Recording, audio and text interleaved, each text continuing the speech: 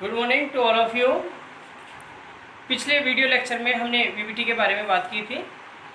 जिसमें हमने रेजोनेंस की, अतिव्यापन की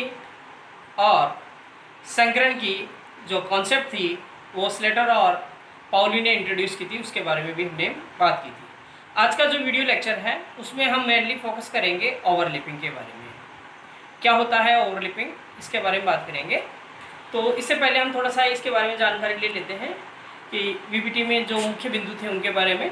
क्या होता है, दो परमाणु जो होते हैं जिनके पास में अयुग्मित इलेक्ट्रॉन होते हैं, और ये अयुग्मित इलेक्ट्रॉन जो बाह्यतम कक्षक में होते हैं और जिनका स्पिन यानी चक्रण जो है अपोजिट डायरेक्शन में होता है, तो ये आपस में अतिव्यापन के द्वारा बंध का निर्माण कर लेते हैं। और जब बंध बनता है तो ये जो दोनों इलेक्ट्रॉन हैं, जो दोनों अलग अलग परमाणु के पास में हैं, ये दोनों परमाणुओं के नाभिकों के मध्य स्थानीकृत हो जाते हैं। यदि किसी परमाणु के पास में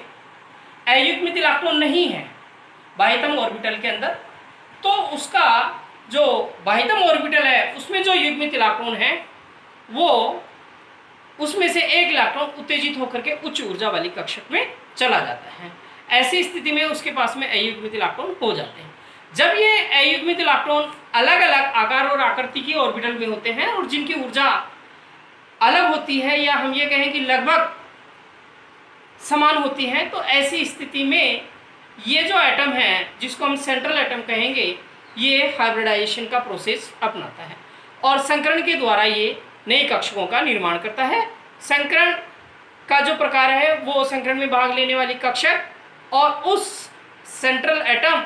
और उस मॉलिक्यूल के केमिकल एटमॉस्फेयर पे निर्भर करता है कि उसका किस प्रकार का संकरण होता है। यहाँ हम चूंकि अतिव्यापन की बात कर रहे हैं, संकरित जो कक्षक हैं वो संकरित कक्षक भी जब बंध बनाती है, जिनके पास में अयुग्मित इलेक्ट्रॉन होते हैं, वो अतिव्यापन करती है और अतिव्यापन के द्वारा बॉन्ड का फॉर्मेशन करती है। ये जो बॉन्ड होता है ये सिग्मा प्रकार का भी हो सकता है और पाई प्रकार का भी हो सकता है। संकरित कक्षक जो होती है वो दिशात्मक होती है। दिशात्मक होने के कारण ये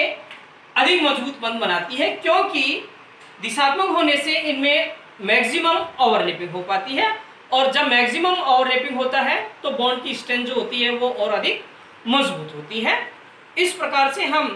देखते हैं कि अतिव्यापन के द्वारा बॉन्ड का फॉर्मेशन होता है। आज हम बात करेंगे अतिव्यापन के किस प्रकार से होता है। तो अतिव्यापन जो है ऑर्बिटल का जो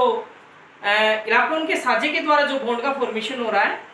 उसके हम बारे में बात कर रहे हैं। अतिव्यापन मुख्य रूप से तीन प्रकार का हम देख सकते हैं: S S overlapping, S P overlapping और पी पी ओवरलैपिंग। इस प्रकार से तीन प्रकार का ओवरलैपिंग होता है, अतिव्यापन होता है। ये तीन प्रकार का ओवरलैपिंग है। एस एस ऑर्बिटल का ओवरलैपिंग जब होता है जब एक परमाणु जिसके पास में एस कक्षक है और उस एस कक्षक के पास में एक अयुग्मित इलेक्ट्रॉन है, दूसरा एक अन्य ऑर्बिटल होगा एस जिसके पास में भी एक अयुग्मित इलेक्ट्रॉन होगा, परंतु उसकी स्पिन जो है अपोजिट होगी। फॉर एग्जांपल हाइड्रोजन, हाइड्रोजन का जो मॉलिक्यूल होता है उसमें हम ये देख सकते हैं 1s कक्षक है, ये 1s कक्षक है जिनके पास में एक एक अयुग्मित इलेक्ट्रॉन है। ये अयुग्मित इलेक्ट्रॉन वाले s कक्षक आपस में ओवरलैपिंग करते हैं और ओवरलैपिंग के द्वारा this is the part of the overlapping. ये एक ओवरलैपिंग का पार्ट है जहां ऑर्बिटल्स एक दूसरे में मिक्स होती है, और यहाँ दोनों नाभिकों के मध्य जो दो ऑर्बिटल है, दो एटम हैं, इनके नाभिकों के मध्य इलेक्ट्रॉन डेंसिटी जो है वो यहाँ लोकलाइज्ड हो जाती है, और इस प्रकार से एस एस ओवरलैपिंग के द्वारा ये आगे जाकर के सॉसेज आकृति का हो जाता है, और यहाँ दोनों इलेक्ट्रॉन दोनों नाभिकों के मध्य उपस्थित होते हैं, और इस प्रकार से एस एस ओवरलैपिंग के द्वारा एक सिग्मा बंध का निर्माण होता है। दूसरा प्रकार हम एसपी ओवरलैपिंग देख सकते हैं। एसपी ओवरलैपिंग में फॉर एग्जाम्पल HF का मॉलिक्यूल, इस प्रकार के ओवरलैपिंग में एक एटम जिस हाइड्रोजन है जिसके पास में एक s ऑर्बिटल है और उसका एक इलेक्ट्रॉन है s ऑर्बिटल के अंदर, दूसरा फ्लोरीन है, फ्लोरीन का जो अंतिम इलेक्ट्रॉन है वो अयुग्मित है और वो p कक्षक में है, चूंकि पी कक्षक जो होती है वो डमलाकार होती है, हम इसको इस तरीके से देख सकते हैं कि ये जो पी कक्षक फ्लोरीन का जो होता है वो एक्सियल पोजीशन के अंदर होता है और इसके पास में एक इलेक्ट्रॉन है, एक इलेक्ट्रॉन इस ऑर्बिटल के पास में है जो फ्लोरीन का है। ये दोनों आपस में अतिव्यापन करती है और अतिव्यापन के द्वारा ये इस तरीके से ओवरलैपिंग करके सिग्मा बॉन्ड का फॉर्मेशन करती है और ये अंत में इस तरीके का सोसेज आकृति का ही ऑर्बिटल या जिसको हम कहें मॉलिक्यूलर ऑर्बिटल या सिग्मा बॉन्ड का फॉर्मेशन कर लेती है और इस प्रकार से sp ओवरलैपिंग के द्वारा भी सिग्मा बॉन्ड का फॉर्मेशन ही हो पाता है। एक अन्य प्रकार जो थर्ड है ओवरलैपिंग का, उसको हम pp प्रकार का ओवरलैपिंग कहते हैं। ss ओवरलैपिंग और sp ओवरलैपिंग एक्सियल प्रकार का ओवरलैपिंग है जिसमें दोनों ऑर्बिटल्स जो ओवरलैपिंग में पार्टिसिपेट करती है, भाग लेती है, वो एक्सियल स्थिति में होती है। और तीसरा जो प्रकार है pp ओवरलैपिंग का, इसका हम एग्जांपल यहाँ पर हम देख सकते हैं ऑक्सीजन के अंदर जो ऑर्बिटल होती है वो एक ऑक्सीजन का p ऑर्बिटल, दूसरे ऑक्सीजन का दूसरा p ऑर्बिटल जो एक दूसरे के पैरेलल होते हैं। इस प्रकार से pp ओवरलैपिंग जो है वो पार्टिसिपेट करता है ओवरलैपिंग के अंदर और सिग्मा और पाई दोनों प्रकार के ये बॉन्ड का फॉर्मेशन कर पाता है। सिग्मा बॉन्ड का फॉर्मेशन कब होता है और पाई बॉन्ड का फॉर्मेशन कब होता है उसको हम यहाँ देख लेते हैं। फॉर एग्जाम्पल F2 का मॉलिक्यूल का फॉर्मेशन की जब हम बात करें तो हम देखते हैं कि फ्लोरीन का अंतिम कक्षक जिसके पास में एक अयुग्मित इलेक्ट्रॉन है 1s2 2s2 2p5, यहाँ बात कर रहे हैं 2p5 फ्लोरीन की। तो फ्लोरीन का अंतिम कक्षक जो है उसको हम यहाँ पर इस प्रकार से देख सकते हैं कि इसके पास में ये वाला जो ऑर्बिटल है, ये वाला जो कक्षक है p कक्षक, इसके पास में एक अयुग्मित इलेक्ट्रॉन है और इस प्रकार से एक फ्लोरीन का ये वाला p कक्षक, दूसरे फ्लोरीन का भी ये वाला p कक्षक आपस में एक्सियल ओवरलैपिंग करेंगे और एक्सियल ओवरलैपिंग के द्वारा ये सिग्मा बॉन्ड का फॉर्मेशन करते हैं। ये दो ऑर्बिटल है,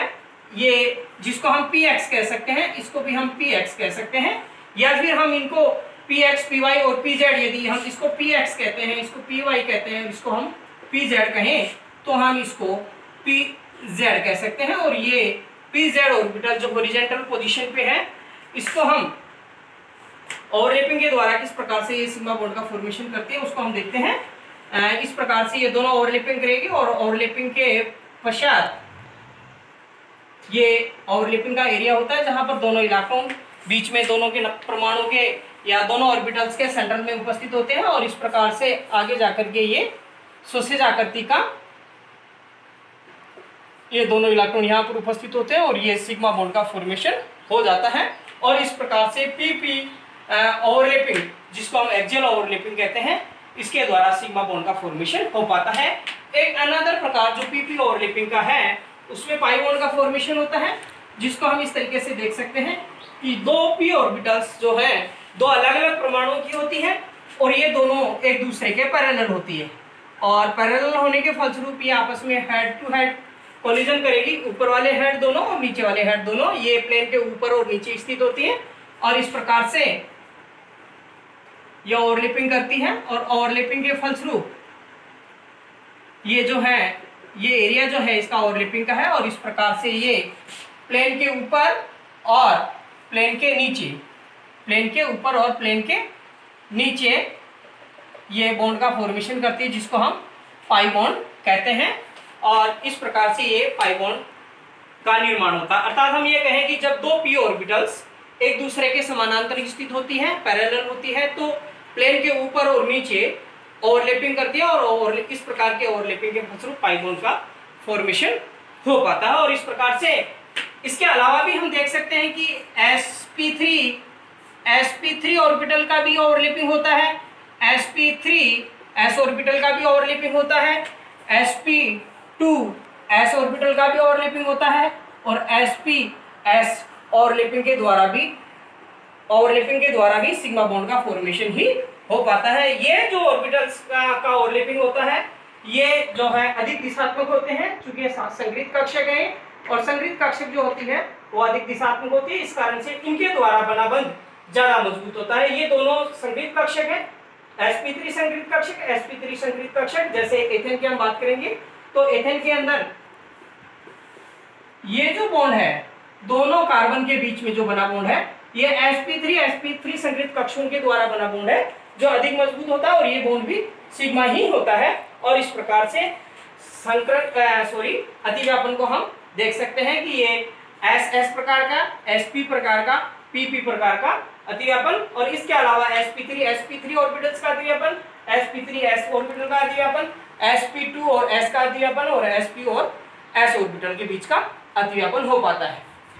अतिव्यापन में जब pp अतिव्यापन होता है तो दो प्रकार के बॉन्ड का फॉर्मेशन होता है, एक सिग्मा बॉन्ड का फॉर्मेशन होता है और एक पाई बॉन्ड का फॉर्मेशन होता है। यहाँ पर हम देखेंगे कि जो सिग्मा बॉन्ड होता है वो पाई बॉन्ड की तुलना में अधिक मजबूत होता है। इसका क्या कारण है? तो इसका कारण जो है हम अगले वीडियो लेक्चर के अंदर देखेंगे। Thank you.